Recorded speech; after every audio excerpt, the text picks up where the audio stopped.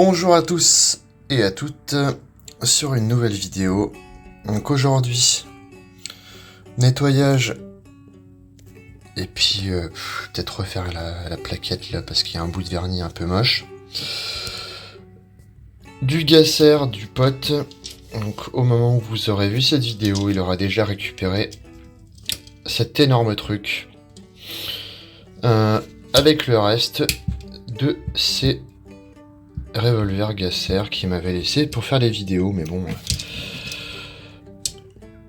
je crois qu'on a fait le tour du sujet. Donc ça va être un nettoyage très sommaire, hein. Je vais pas m'amuser à lui chercher et refaire des pièces, il est assez grand, je pense.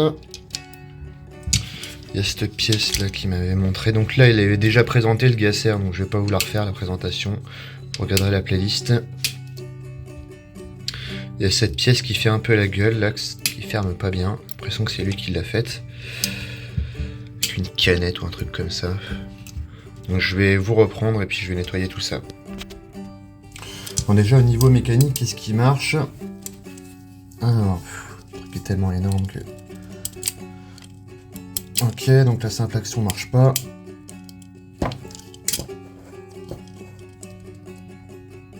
La double semble fonctionner. Ça, il l'avait déjà montré. En desserrant, on a accès à cette baguette qu'on va nettoyer. Le barillet, on tire l'axe, s'il veut bien. S'il veut pas, ben, il se débrouillera pour le nettoyer.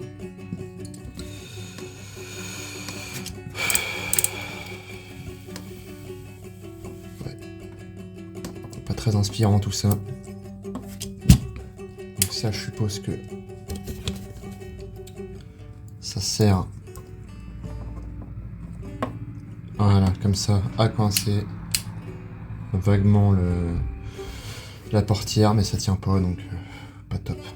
Je vais essayer de démonter le barillet. Voilà, donc il est complètement bloqué. Comme c'est pas moi, j'ai pas envie de faire n'importe quoi. Vu qu'il est nickelé, donc vous voyez, je sais pas si on voit très bien. Donc il est gravé assez finement de partout. De toute façon, il l'avait montré déjà. Et il a été renickelé par-dessus un polissage très hasardeux. Là, on a une partie manquante. L'axe bouge pas avec le marteau. En caoutchouc, donc il se débrouillera. L'axe, je peux le virer, il n'y a pas de souci. Et il veut pas que j'utilise autre chose que des méthodes manuelles pour le nettoyer.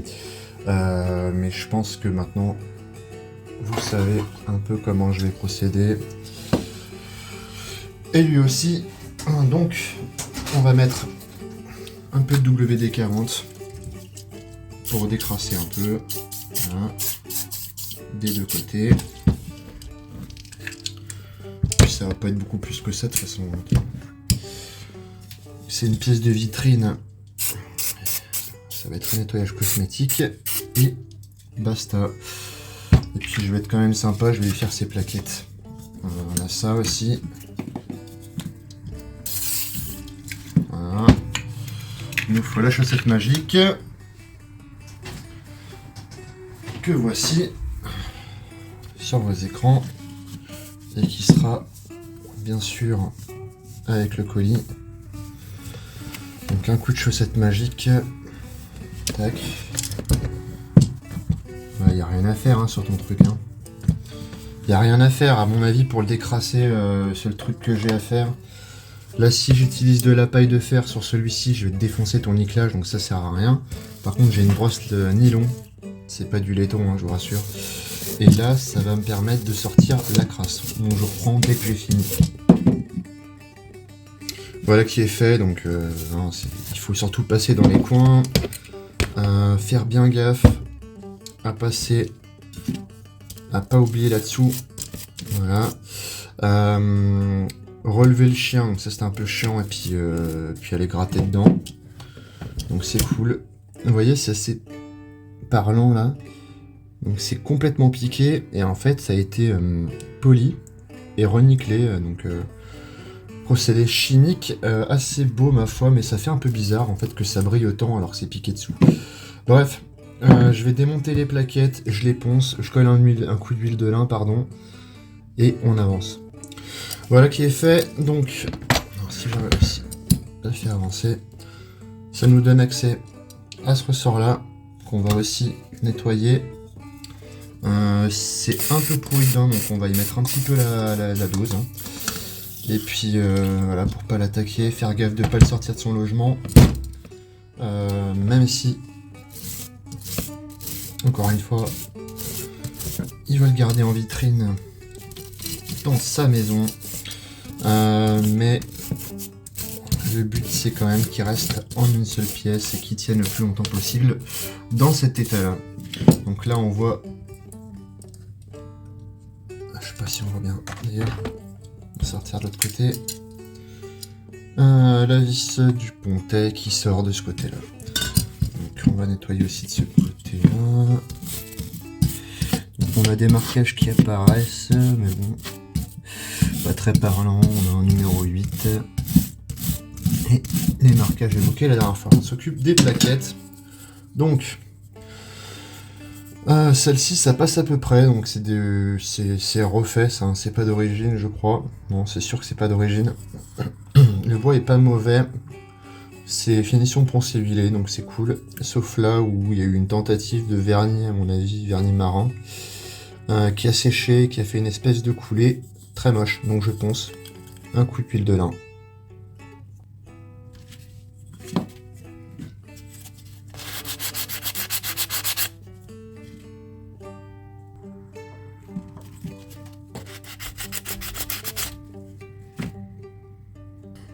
Voilà, comme je suis sympa, je t'ai resserré ça, donc la pièce que tu as dû fabriquer, qui était pas bien ajustée. Je l'ai tordu de façon à ce que ça puisse vraiment servir à quelque chose. Ensuite, les plaquettes ont été polies. Donc toujours pareil, hein. Du papier de verre pour le bois, du grain le plus fin au plus gros. Et enfin, on va prendre de l'huile de lin. Hop. Que vous voyez ici. Je vais en coller sur une chaussette et je vais enduire les deux plaquettes d'huile de lin. Vous voyez la beauté. Donc il n'y a plus qu'à attendre une bonne demi-heure que ça sèche. Et je vais passer un petit coup d'éponge lustrante orange. Donc c'est juste du tissu qu'un très bon pote m'a passé. Donc voici le résultat, là je pense que tu pourras me remercier, c'est quand même vachement moins laid que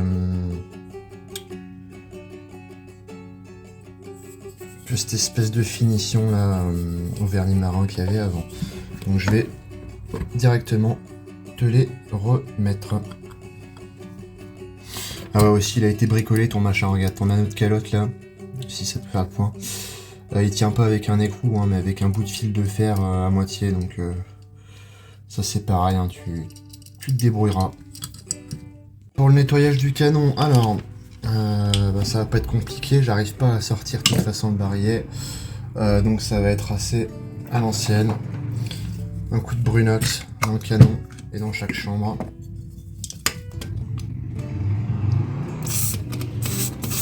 Voilà.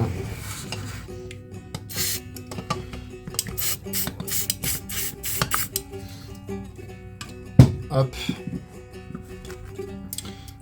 avec une brosse de 410 pour les gacères, c'est nickel. Et puis je vais faire ça dans chaque chambre et je vous reprends dès que j'ai fini canon et chambre. Parce que là avec la caméra, je galère. Voilà, je pense que vous voyez comme moi l'état des chambres une fois le nettoyage terminé. Voilà. Hein. Je monte de partout, de la rouille. Donc le nettoyage avant le nickelage il a été fait visiblement qu'à l'extérieur, comme un petit peu tous les pétards que tu me confies. Donc de toute façon, voilà, comme je dis ça, je sais que vous avez envie que je les démonte, mais comme je vous rappelle, c'est bénévole, juste pour faire plaisir à un pote. Donc on voit quelques petits restes de rayures. Je peux pas démonter le canon, donc je peux pas vous montrer totalement. Et en fait, si on regarde vraiment dedans, il y a des piqûres, mais assez violentes. Donc vraiment une pièce de vitrine et pas plus. Voilà, donc là, on va arriver à la dernière partie, qui va être la lubrification pour le stockage. Hop. Donc, je suis en train de remettre la baguette. Hop là. Donc vous voyez, il faut juste serrer ça très légèrement.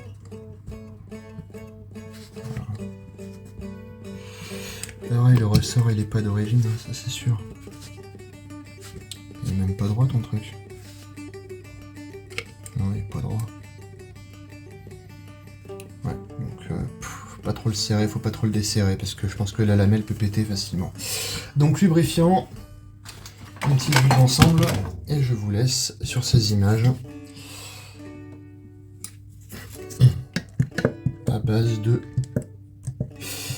très vieux revolver des années 1880. Donc assez joli mais c'est encombrant quand même. Hein. Dans une collection, lui il collectionne des gros bousins comme ça et puis ça lui plaît donc tant mieux pour lui. Hop, allez. Coup de chaussette magique, ça commence à sentir un peu mieux que le Brunox. Je vais le faire comme ça, hein, ce sera mieux. Voilà. De partout. Après, bah, comme d'habitude, hein, tu sais ce qu'il faut faire quand tu les récupères. Tu les manipules avec des gants. Et si par malheur t'as pas de gants, bah, tu renettoies juste après. Tu vérifies que ça prend pas des taches de rouille. Tu vérifies que c'est pas sec. Tu fais bien attention à ça parce qu'au moindre coup, tu vois, il se dérègle et il se pète. Enfin, il se pète, il s'est pas pété, mais il s'abîme en tout cas. Et voilà pour mes conseils. J'espère que la vidéo vous aura plu. Au revoir Gasser et bonne journée.